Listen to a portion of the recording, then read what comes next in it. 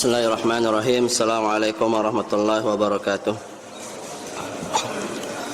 Innal hamdalillah nahmaduhu wa nasta'inuhu wa nastaghfiruh wa natubu ilaihi wa na'udzu billahi min shururi anfusina wa min sayyiati a'malina. May yahdihillahu fala mudilla lahu wa may yudlil fala hadiyalah. Asyhadu an la ilaha illallah wahdahu la syarika lah wa asyhadu anna Muhammadan 'abduhu wa rasuluhu la nabiyya ba'dah. قال الله تعالى يا أيها الذين آمنوا اتقوا الله حق تقاته ولا تموتن إلا وأنتم مسلمون يا أيها الذين آمنوا اتقوا الله وقولوا قولا سديدا يصلح لكم أعمالكم ويغفر لكم ذنوبكم ومن يطع الله ورسوله فقد فاز فوزا عظيما أما بعد فإن أصدق الحديث كتاب الله وخير الهدى هدى محمد صلى الله عليه وسلم وشر الأمور محدثاتها فإن كل محدثة بدعة وكل بدعة ضلالة وكل ضلالة في النار.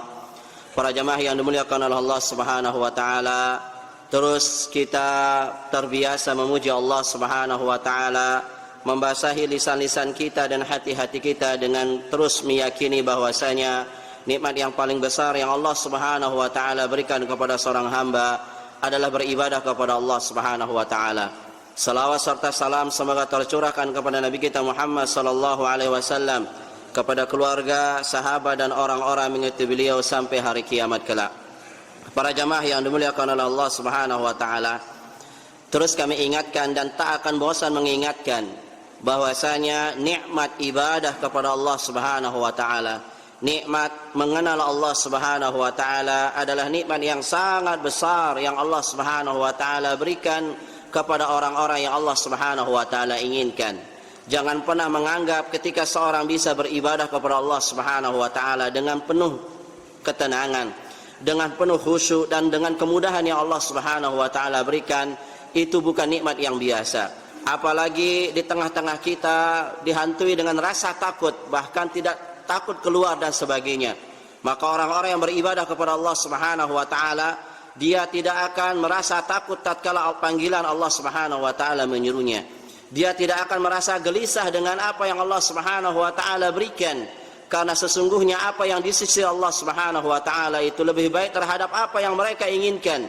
Oleh karena itu terus kita yakini bahwasanya ibadah kepada Allah Subhanahu wa taala adalah nikmat yang sangat besar, dan apabila seorang hamba ingin diberikan kesembuhan, ingin dihilangkan segala bentuk malapetaka, tidak ada jalan lain melainkan dia beribadah kepada Allah Subhanahu wa taala.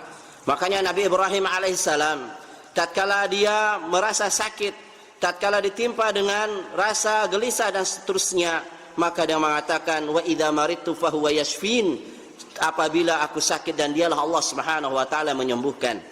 Oleh karena itu Ibnu Abil Izz rahimahullahu taala mengatakan hajatul abdi ila Allah fauqa kulli hajatihim wa daruratuhu ilaihi fauqa kulli daruratihim fa innahu la hayata lil qulub wa la na'imun wa la tuma'ninatun illa bi an ta'ri rabbaha wa ma'budaha. Ibnu Abil Izz rahimahullahu taala mengatakan kebutuhan seorang hamba terhadap Allah Subhanahu wa taala di saat dia beribadah kepada Allah Subhanahu wa taala, apapun keadaannya, bagaimanapun susahnya, bagaimanapun takutnya, di saat manusia berdiam diri di dalam rumah-rumah mereka, tapi orang-orang yang beriman, dia tidak akan bisa berdiam diri kepada Allah Subhanahu wa taala. Dia akan terus berusaha mengajak jiwanya, terus berzikir kepada Allah Subhanahu wa taala. Tatkala panggilan nidaur rahman, panggilan Allah Subhanahu wa taala, maka tidak ada rasa takut pada dirinya, karena sesungguhnya takutnya sudah hilang karena dihadapkannya hanya kepada Allah Subhanahu wa taala. Maka beliau mengatakan kebutuhan seorang hamba kepada Allah melebihi kebutuhan terhadap apapun. Kenapa? Karena li'annahu la hayatin lil qulub. Hati ini tidak akan bisa tenang, hati ini tidak akan bisa bahagia, hati ini tidak akan bisa merasakan ketenangan kecuali sampai hati ini benar-benar mengenal siapa Rabbnya, sampai hati ini mengenal siapa yang Allah Subhanahu wa taala menciptakannya, siapakah zat yang menciptakan hati ini. Maka ketahuilah, ala bidzikrillah tatmainul qulub. Orang-orang yang kembali kepada Allah Subhanahu wa taala, akan hatinya akan diberikan ketenangan di hadapan Allah Subhanahu wa taala. Bahkan Ibnu Qayyim, Ibnu Taimiyah rahimahullahu taala mengatakan, "Man tadabbara ahwal al-ardi wajada kulla salahin fasabahu tauhidullah wa ibadatuhu wa ta'atu ala Rasulillah sallallahu alaihi wasallam." Apabila seorang hamba mengetahui, memperhatikan keadaan di dunia ini, setiap keadaan yang terjadi di dunia ini itu ditimbulkan disebabkan dengan tauhid kepada Allah Subhanahu wa taala.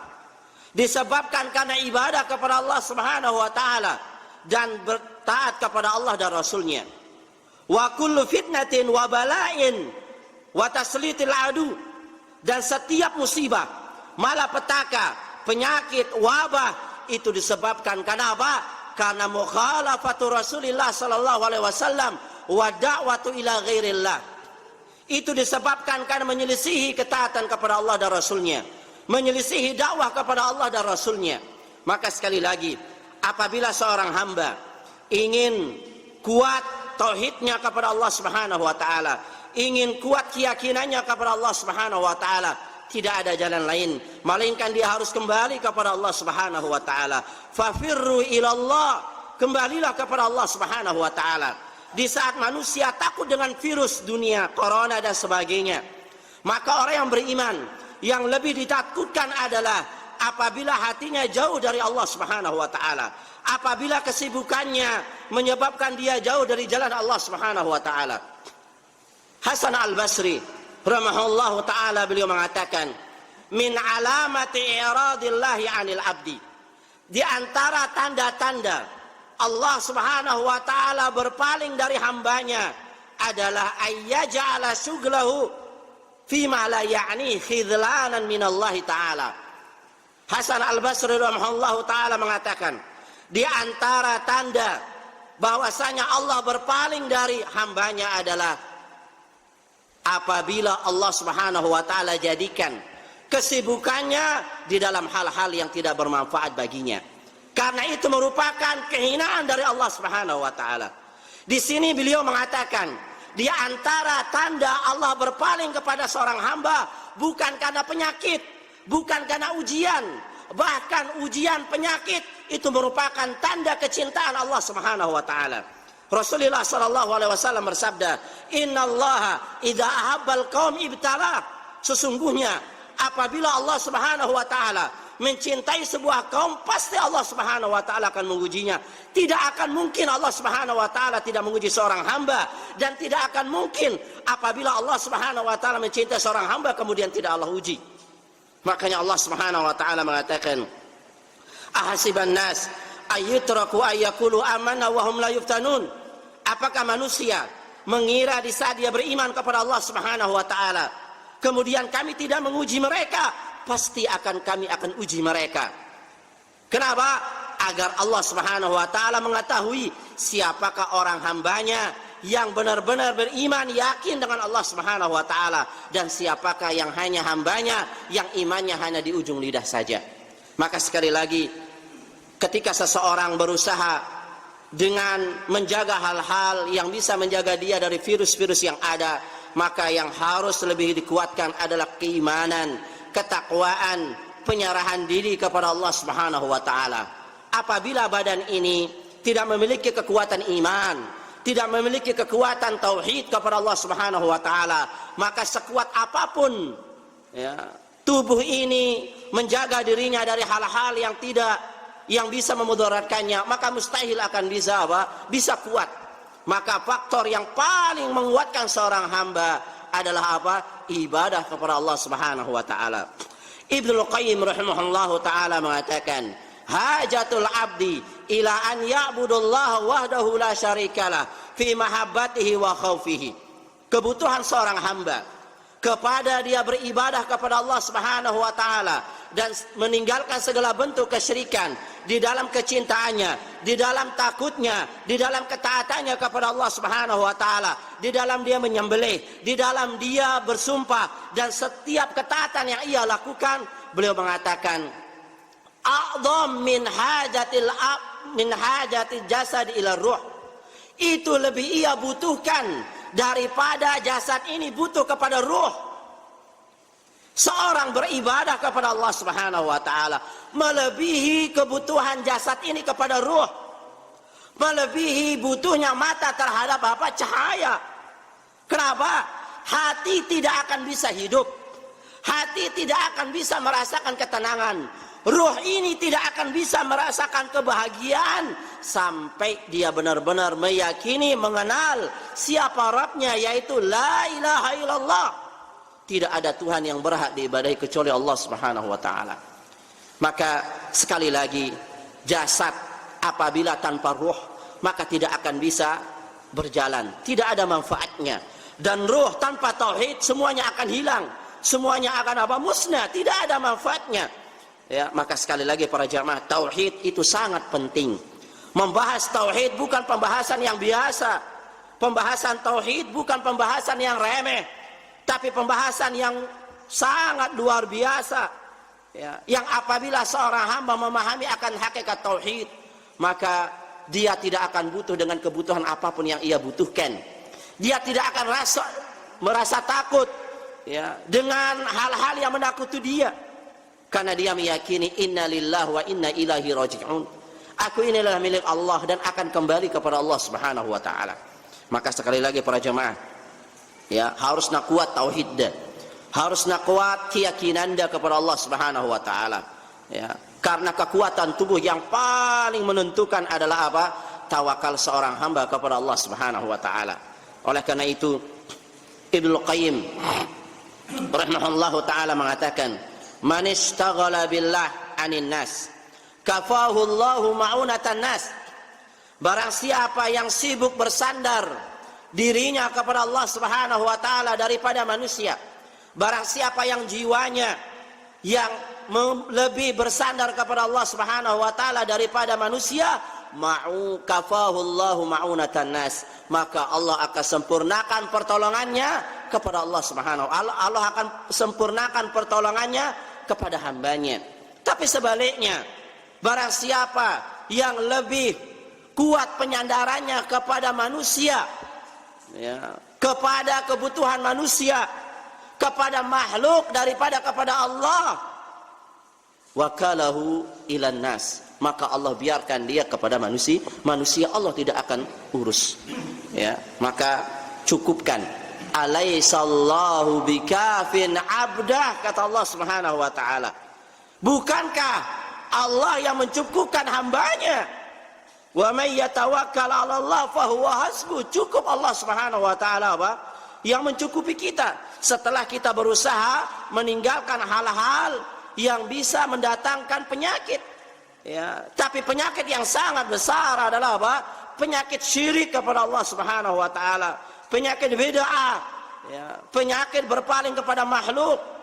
Ya, maka hati-hati, ya. Bisa jadi masker sitak daripada jamaah kadu itu membuat apa? Kita jauh dari jalan Allah Subhanahu wa taala. Ya, masker wah tenang itu ngono. Ya, padahal apa? No bahaya. Ya.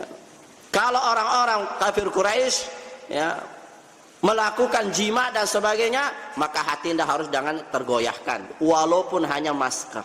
Itu hanya apa? Sebab harus tak kuat. Yang menentukannya adalah siapa? Allah Subhanahu wa taala. Ya, begitu juga cuci tangan. Ya, mudah cuci tangan kemudian aman deh, harus hati ini kuatkan keyakinan kepada Allah Subhanahu wa taala. Jangan biarkan hati ini kosong dari mengingat Allah Subhanahu wa taala. Maka sekali lagi tauhid itu berat para jemaah. Tauhid itu berat. Ya, jikalau para sahabat untuk memahami tauhid saja berat, bahkan ujiannya pun bukan ringan, sangat berat. Maka bagi kita yang sudah mengatakan dirinya ahlus sunnah wal jamaah, harus benar-benar tauhid kepada Allah Subhanahu wa taala. Paham tidak? Paham? Oke. Oke, kita lanjutkan ya kajian pertemuan yang kemarin, bahwasanya di antara cara memahami tauhid itu ada 4. Yang pertama adalah apa? Ingat dah ke? Hah? Seke Allah tidak butuh terhadap ibadah kita. Tapi kita yang butuh ibadah kepada Allah. Yang kedua apa? Allah, ibadah itu milik Allah. Ya, ibadah itu milik Allah. Sedikit dulu, sampai sini kita bahas. Apa? Tauhid itu harus dengan apa? Minta tolong kepada Allah Subhanahu wa taala. Iyyaka na'budu wa iyyaka nasta'in. Ya. Hanya kepadamulah kami beribadah dan hanya kepadamulah kami minta pertolongan. Artinya apa? Seseorang tidak mungkin tahu ibadah anak Allah Subhanahu wa taala melainkan dengan apa?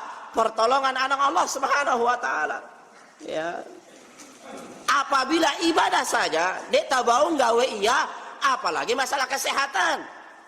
Sekuat apapun tidak berobat, lagu bukan pertolongan Allah, mustahil tersembuh. Ya, mustahil. Ya, maka hati-hati di saat kita mengatakan apa? Rahasia aku dengan dokter ini. Allah senyuri desa sehat ini. Ya. Masalah kesembuhan main apa? Main rahasia-rahasian. Ya, makanya ketika Imam Nawawi rahimahullahu taala menjelaskan sabda Rasulullah sallallahu alaihi wasallam yang mengatakan idza sa'alta fas'alillah wa idza sta'anta fasta'in billah. Apabila kamu minta, maka mintalah pertolongan kepada Allah Subhanahu wa taala. Dan apabila kamu minta pertolongan, maka minta tolonglah kepada Allah Subhanahu wa taala. Beliau mengatakan, barang siapa ya meminta tolong kepada Allah Subhanahu wa taala, idza talabta al-i'anata ala amri min umur dunya wal akhirah fasta'in billah la siyama fi umuri allati la yaqdiru 'alaiha illallah.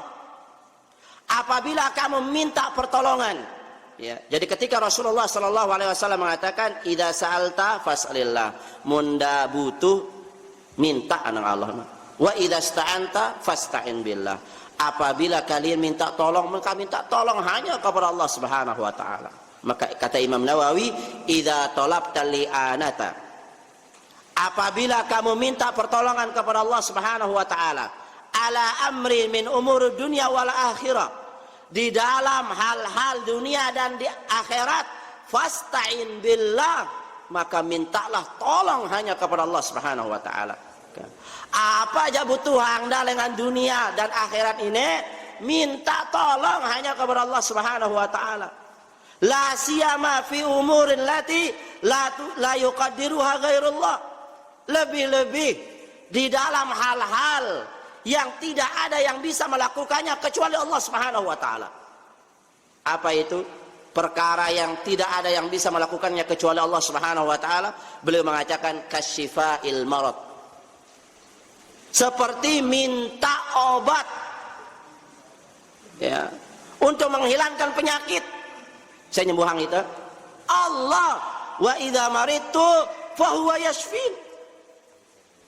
Ya, yang menyembuhkanku adalah Allah Subhanahu wa taala. Tidak ada yang bisa menyembuhkan. Semuanya adalah perantara, maka minta kepada Allah Subhanahu wa taala. Maka di saat kita minum, bismillah, minta tolong kepada Allah Subhanahu wa taala. Ya, jadi sekali lagi tidak ada yang bisa menyembuhkan kecuali siapa? Allah Subhanahu wa taala.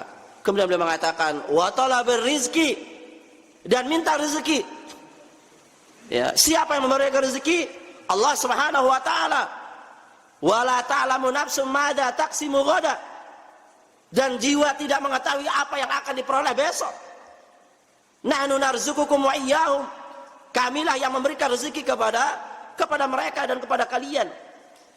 Kemudian beliau mengatakan wal hidayah, begitu juga minta hidayah. Siapa yang memberikan hidayah para jamaah? Allah Subhanahu wa taala. Ya. Kemudian beliau mengatakan fahiya mimma ikhtasallahu biha wahdah. Ya, karena semuanya itu minta kesembuhan, meminta rezeki kepada Allah Subhanahu wa taala. Hidayah itu tidak akan bisa dilakukan oleh makhluk kecuali mutlak hanya milik Allah Subhanahu wa taala. Makanya Allah Subhanahu wa taala mengatakan wa iyyamsaskallahu bidurrin fala kashifa lahu illa huwa. Dan apabila kamu ditimpa dengan hal-hal yang tidak bermanfaat bagimu, yang memudaratkanmu, yang membahayakanmu, tidak ada yang bisa menghilangkannya kecuali siapa? Allah Subhanahu wa ta'ala. Maka kita meminta kepada Allah Subhanahu wa ta'ala agar kita terhindar dari penyakit berbahaya. Hafalnya doa oke? Hah? Coba. Allahumma inni, meminta doa dari penyakit berbahaya. Allahumma inni a'udzubika minal barasi wal jununi wal judami wa min sayyi'il asqami. Hafal tak ini? Hah? Balik apa? Hah? Ayo bareng-bareng. Allahumma inni a'udzubika. Coba. Minal barasi wal jununi wal judami wa min sayyi'il asqami. Anak jarinta wah hafal, ngendeng belajar. Ya, udah belajar. Ya. Nu tujuan anak ke sekolah ini tanya ya, dia udah gengsi-gengsi, dia udah sibuk-sibuk. Ya, ngendeng ngajarin. Ya, apa doa meminta dari penyakit berbahaya? Allahumma inni a'udzubika, ya Allah kami berlindung, saya berlindung kepadamu, minal barasi, dari penyakit belang, wal junun, penyakit gila. Ya, dan rendahnya penyakit gila ini, dek kadang aku nih alim, aku nih tahu tauhid itu sedia daging gila, dek arah dengan ilse ustad ndak mengenal penyakit gila ini. Ya, sekuat apapun sakit itu. Ya. Gila itu siapa? Penyakit berbahaya. Dan rendahnya gila apa? Gila tak baca lupa. Ya, nganti dah kunci nombe kunci no lantanono. Padahal lek kantong. Wal judami, dan penyakit kusta. Wa min sayyi'il asqami, dan apa? Dan dari penyakit yang sangat berbahaya. Dek dah remehan penyakit ini, kusta, gila ini, ya, stres, ya, bukan melihat orang-orang tauhid, bukan melihat ustadz, bukan melihat siapapun, ya, apabila sudah penyakit kena wah itu, maka kita berlindung kepada Allah Subhanahu wa ta'ala. Maka sekali lagi para jemaah, ya, kita butuh perlindungan kepada Allah Subhanahu wa ta'ala. Yang keempat, ya, setelah ada pahami makna tauhid, bahwasanya ibadah ini kita butuh ibadah, Allah tidak butuh ibadah anak kita. Si kedua, ibadah itu milik Allah. Si ketelu, ibadah itu harus minta tolong kepada Allah Subhanahu wa ta'ala. Yang keempat adalah apa? Ibadah itu, tauhid itu harus dengan ilmu. Apa? Ibadah itu harus dengan ilmu. Tauhid tanpa ilmu tidak akan bisa. Ya, kumbe cara anda gin bertauhid lagu dia tahu? Apa dalilnya Ustaz? Allah Subhanahu wa taala berfirman, "Fa'lam annahu la ilaha illallah." Ya. Dalam surah Muhammad ayat ke-19. Ya, fa'lam, ilmu dulu. Baru apa? La ilaha illallah. Maka butuh tak ilmu ini luar biasa para jemaah. Ya, butuh belajar. Ya. Dia dari mehang. Pembahasan belajar masalah apa? Tauhid. Harus dah belajar tauhid para jemaah. Ya. Bodohnya kita apabila apa? Tidak belajar tauhid. Makanya Mu'adz bin Jabal radhiyallahu taala anhu mengatakan, ta'allamul ilma fa inna ta'allamahu lillahi khasyah wa talabuhu al-ibadah wa mudarasahu tasbih wal bahthu anhu jihad. Ta'allamul ilma, manusia, umat Nabi Muhammad, sahabatku, pelajarilah ilmu. Fa inna ta'allamahu lillahi khasyah. Barang siapa yang menuntut ilmu karena Allah, akan bertumbuh takutnya kepada Allah Subhanahu wa taala. Tumbuh tauhidnya kepada Allah Subhanahu wa taala. Wa mudarasahu tasbih, mempelajari ilmunya Allah Subhanahu wa taala termasuk apa? Memuji Allah Subhanahu wa taala. Wa talabuhul ibadah, mempelajari agamanya Allah Subhanahu wa taala termasuk apa? Ibadah.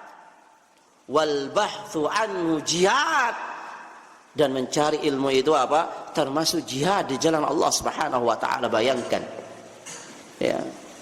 Makanya para ulama mengatakan apa? Al ilmu miftahu kulli khair. Ilmu itu kunci dari semua kebaikan. Apa aja melenda kebaikan di dunia akhirat ini? Ilmu. Belajar. Wal jahlu miftahu kulli syarr. Kejahilan, kebodohan itu kunci dari apa? Segala malapetaka. Makanya Imam Syafi'i rahimahullahu taala mengatakan, man arada dunya fa alaihi bil ilm, wa man arada al akhirah fa alaihi bil ilm, wa man aradahuma fa alaihi bil ilm. Sai si mele dunia, maka apa? Caranya dengan ilmu. Munda mele dunia ilmu julu, munda mele akhirat ilmu. Munda mele dua-duana dunia akhirat ilmu dah belajar. Ya. Bahkan Ibnu Qayyim rahimahullahu taala mengatakan, al ilmu nurun wa hayatun wal jahlu zulmatun wa mautun. Ilmu itu apa? Cahaya. Ilmu itu adalah hayat, kehidupan. Kejahilan adalah apa? Zulmatun, kegelapan. Wa mautun, dan kebinasaan. Ya, maka tidak ada jalan kita untuk bisa memahami tauhid kecuali apa? Belajar. Lihat para sahabat. Ya, 13 tahun belajar anak Nabi Muhammad sallallahu alaihi wasallam apa? Masalah tauhid. Ya. Kita ini dapat hidayah pas umur pira? 60. 30. Sahabat belajar tauhid berapa? 13 tahun. Dapat hidayah pas umur 40 60. Belajar tauhid berapa tahun? Buwe wah 60. Nah, waktu tak 60 ah. Ya, Rasulullah sallallahu alaihi wasallam bersabda, "A'maru ummati baina 60 ila 70." Umur umatku itu antara 60 70 dan sedikit yang lewat ini. Ya, maka ada belajar tauhid para jamaah. Hanya dengan ilmu. Ya, hanya dengan ilmu yang akan menguatkan iman dan tauhid seorang hamba. Maka tatkala Allah Subhanahu wa taala mengatakan fa'lam, belajar. La ilaha illallah, pelajarilah kalimat apa? La ilaha illallah, belajar dulu. Baru ucapkan kalimat la ilaha illallah. Ya. Makanya syarat persaksian syahadat itu ada dua para jamaah. Yang pertama an-nutqu. Ya, munda bersaksi no syahadat la ilaha illallah syaratnya no dua, dah bersaksi no. Harus dah ucapan dulu. Harus diucapkan. Yang kedua al-ilmu, pelajari la ilaha illallah. Ya. Lengan tak berusugul sampai tamate belajar. Makanya Allah Subhanahu wa taala mengatakan, wa'bud rabbaka hatta ya'tiyakal yaqin. Sembahlah Tuhanmu sampai kematian menjemputmu. Tauhid. Belajar tauhid. Sufyan bin Uyainah rahimahullahu taala mengatakan, "Ma an'amallahu ala 'abdin minal 'ibad a'zam min arrafahum la ilaha illallah." Sufyan bin Uyainah rahimahullahu taala mengatakan, tidak ada sebuah nikmat yang Allah berikan kepada seorang hamba di antara hamba-hambanya Allah Subhanahu wa taala daripada ketika Allah Subhanahu wa taala memberikan pemahaman dia terhadap apa? Kalimat la ilaha illallah. Kata beliau apa? Nikmat si paling belik ida paham la ilaha illallah ini. Ya. Paham tauhid. Pengharapan kita hanya kepada Allah Subhanahu wa taala. Ya. Makanya Ibnu Taimiyah rahimahullahu taala mengatakan, idza kana al-'abdu mukhlishan istabahu rabbuhu wa ahya qalbahu. Apabila seorang hamba benar-benar ikhlas, paham benar-benar ya tauhid ini, maka Allah akan menjaga dia. Allah jaga itu. Wa ahya qalbahu, Allah akan menghidupkan hati kita. Dan hati ini tidak akan apa bisa hidup kecuali apa? Tauhid. Ya. Kemudian beliau mengatakan, dan Allah akan apa? Akan menjaga dia dari hal-hal yang bisa membinasakan dia.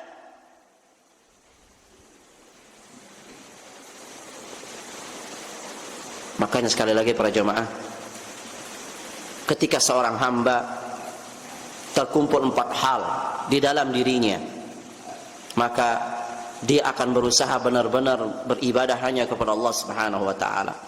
Yang pertama apa tadi apa? Allah dekna butuh anang ita. Ya. Ita butuh anang Allah. Ya. Apa alasan tanda ibadah anang Allah Subhanahu wa taala coba? Kita yang butuh.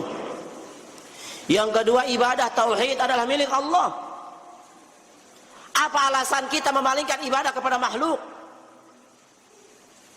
Sungguh hinanya kita yang menciptakan kita Allah, yang menghidupkan kita Allah, yang menyembuhkan Allah, yang memberikan kita makan Allah, yang menggerakkan tangan kaki kita Allah.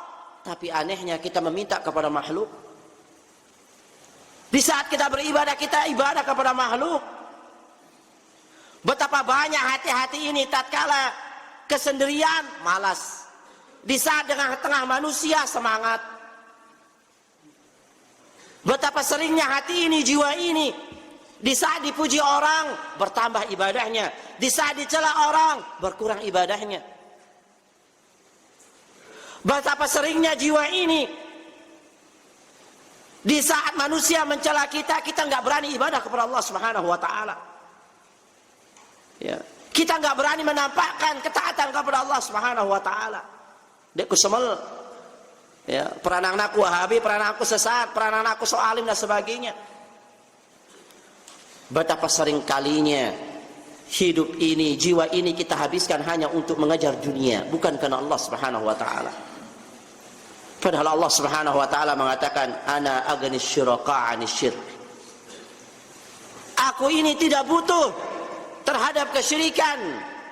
Man 'amila 'amalan asyraka fihi ma'i taraktuhu wa syirkahu. Saya si berani beramal, beribadah dengan aku, lagu di dalam ibadahnya dia menyekutukanku dengan suatu apapun, taraktuhu wa syirkahu. Saya tinggalkan dia dan sekutunya. Ya, bahasa Lombok Timur, ya kuprio iya. Apa bahasa Lombok? Saya tidak akan urus, saya tinggalkan dia. Ya. Makanya Ibnu Qayyim rahimahullahu taala mengatakan, malil tamasa ridallah bisakhatin nas kafahullahu ma'unatan nas. Barang siapa mencari ridho Allah dengan murkanya manusia, maka Allah akan menolongnya. Sebaliknya, barang siapa mencari ridho manusia dengan murkanya Allah Subhanahu wa taala, maka Allah akan berikan urusannya terhadap dunia itu. Ya, apa maksudnya para jamaah? Ya, kata beliau, saya mencari ridho Allah dengan celaan manusia. Ya, auna dicela, dia biarkan makhluk mencela dia, mencaci dia. Yang diinginkan adalah ridho Allah Subhanahu wa taala. Dia rela dicela, dia rela ditinggalkan, dia rela diusir. Yang penting dia mencari ridho Allah Subhanahu wa taala. Maka kata Ibnu Qayyim, maka Allah pasti akan menolongnya. Tapi sebaliknya, barang siapa yang mencari ridho manusia, menukar ridhonya manusia dengan apa? Dengan murkanya Allah Subhanahu wa taala. Saya lebih suka dicintai manusia daripada apa? Dimurkai oleh Allah Subhanahu wa taala. Betapa banyak kita lebih suka mencari pujian manusia dan kita rela, tenang, nyantai melanggar perintah Allah, ya, maka kata beliau, barang siapa yang mencari pujian manusia dengan murkanya Allah, maka Allah akan biarkan dia kepada manusia itu, ya. Barang siapa yang lebih hatinya tenang dengan dia melanggar perintah Allah Subhanahu wa taala, maka jangan harap para jamaah, jangan harap Allah akan nolong kita, ya. Kita ini kadang lebih kuat kecintaan kita terhadap makhluk, lebih takut kita dicela kepada makhluk daripada takut melanggar perintah Allah, ya. Lebih ridho kita dengan manusia daripada apa? Dari ridhonya Allah Subhanahu wa taala. Betapa banyak pelanggaran Allah Subhanahu wa taala kita langgar hanya untuk kepentingan manusia. Kita wah kenal sunnah, tiba-tiba le bale tauhid, le kantor syirik bid'ah. Berjenggot tidak luar biasa, le bale nda tama-tama nang kantor dah, siap-siap wah cukur jenggot. Le bale nda masyaallah becingkrang ida. Lek kantor tidak kanggo peraturan, bau sekedi-kedi. Bagi anti wahai para wanita, betapa banyak kita lebih mencari pujian kesenangan manusia dengan apa? Dengan melanggar perintah Allah Subhanahu wa taala. Ya, di saat kita pulang dari pondok, masya Allah, kalau di pondok bercadar, ketika di rumah tidak bercadar lagi. Ketika di tempat kerja, pakaiannya sama dengan karyawan yang lain, ya. Bahkan lebih anehnya di pondok luar biasa menutup auratnya, tapi ketika di rumah meninggalkan semuanya. Apa yang akan kita jawab di hadapan Allah Subhanahu wa taala apabila ditanya oleh itu? Dengan hidayah yang Allah Subhanahu wa taala berikan kepada kita. Hati-hati para jamaah. Jangan sampai hidayah yang sudah kita peroleh itu akan direbut oleh orang lain. Ya. Betapa banyak hamba-hambanya Allah Subhanahu wa taala di luar sana belajar untuk mencari hidayah itu para jamaah. Kahita aja muda mau tiba hidayah ini. Ya, tidak ada celaan, tidak ada gangguan. Kemudian kita boleh leha. Ingat, arak hambanya Allah lemudi masihnya berusaha mencari hidayah ini, merebut itu. Maka jangan biarkan hidayah itu direbut oleh orang lain. Dan jangan biarkan jiwa kita ini merobek hidayah yang sekian tahun kita sudah cari. Hidayah itu berat. Mempertahankan hidayah lebih berat daripada mencari hidayah itu para jemaah.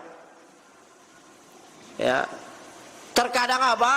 Mempertahankan hidayah lebih berat dari apa? Mencari hidayah. Ya.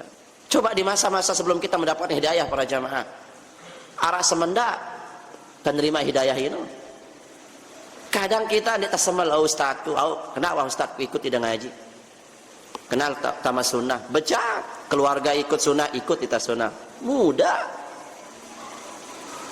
Tapi kalau sudah mempertahankan hidayah butuh perjuangan sangat besar. Makanya orang beriman disuruh bersabar. Ya ayyuhalladzina amanu isbiru wasabiru. Hai orang-orang beriman, bersabarlah kalian dan terus bersabar. Wasbir kama sabarul azmi minar rusul. Bersabarlah kalian sebagaimana sabarnya ulul azmi dari kalangan para rasul. Bersabarlah kalian sebagaimana sabarnya Nabi Nuh. Bersabarlah kalian sebagaimana sabarnya Nabi Musa. Bersabarlah kalian tatkala meniti hidayah itu sebagaimana sabarnya Nabi Isa. Dan bersabarlah kalian di dalam mempertahankan hidayah sunnah, hidayah tauhid sebagaimana sabarnya Nabi Ibrahim dan Nabi kita Muhammad sallallahu alaihi wasallam. Jangan pernah menganggap hidayah yang Allah Subhanahu wa taala berikan kepada kita itu semudah kita membuka telapak tangan, membalikkan telapak tangan. Tidak para jamaah. Makanya Rasulullah sallallahu alaihi wasallam bersabda, "As-sabiru ala dinihi kal qabidu alal jamr." Orang-orang yang bersabar terhadap agamanya, orang-orang yang bersabar memegang teguh agamanya, itu bagaikan dia memegang bara api. Addu 'alaiha binawajid, gigit dia dengan gigi geraham kalian. Rasulullah sallallahu alaihi wasallam mengibaratkan hidayah itu, agama itu sebagai apa? Bara api. Ya. Dia namas. Bara api hidayah ini para jemaah. Dah pegangan sakit panas. Maka betapa banyak lisan ini keluar, semakin ku sunnah semakin ku ndara rezekinku. Semakin ku sunnah ndara mau ku jatah warisan. Semakin ku ibadah kepada Allah Subhanahu wa taala, nek ku bahagia. Kenapa? Karena kita tidak menjaga, tidak memahami apa hidayah itu para jemaah. Dan apabila kita lepas, kita nggak tahan, kita binasa. Makanya Imam Malik rahimahullahu taala mengatakan, as-sunnatu safinatun nuh. Sunnah itu bagaikan apa? Bagaikan perahunya Nabi Nuh. Man raqibaha naja. Barang siapa yang mengendarai perahu itu maka dia akan selamat. Tapi sebaliknya, barang siapa yang tertinggal, nah tertinggal ini, apalagi dia tagin-tayat, memaleang itu, tahu udah memaleang ke? Lari dia dengan mudi, stop, ndara alasan, ndak ada waktu. Ya. Dan seseorang akan merasakan nikmatnya hidayah itu para jamaah, nikmat tauhid, nikmat sunnah. Nengkajale dunia dia nyaman. Ya, dia taman ngerasain ya kumbe hidayah sunnah ini. Kita tidak, seseorang tidak akan bisa bagaimana merasakan nikmatnya menutup aurat bagi perempuan, mentaati suaminya, dan bagi suami memberikan nafkah, menjaga salat, menjaga sunnah-sunnah Nabi, mempertahankan tauhid, kecuali sampai kita berjumpa dengan Allah Subhanahu wa taala. Di situ kita merasakan lezat dan manisnya apa? Hidayah. Makanya Fudail bin Iyad rahimahullahu taala mengatakan, tuba liman mata 'alal islami was sunnah. Beruntunglah bagi orang yang meninggal di atas Islam dan sunnah. Bahkan Abdullah bin Mubarak rahimahullahu taala mengatakan, "I'lam akhi annal maut al-yawm karamatun liman laqiyallah 'alal islami was sunnah." Ketahuilah wahai saudaraku, saudaraku adalah orang-orang yang mengikuti sunnah Nabi. Saudaraku adalah orang-orang yang mengikuti akidahku. Saudaraku adalah orang-orang yang mengikuti manhajku.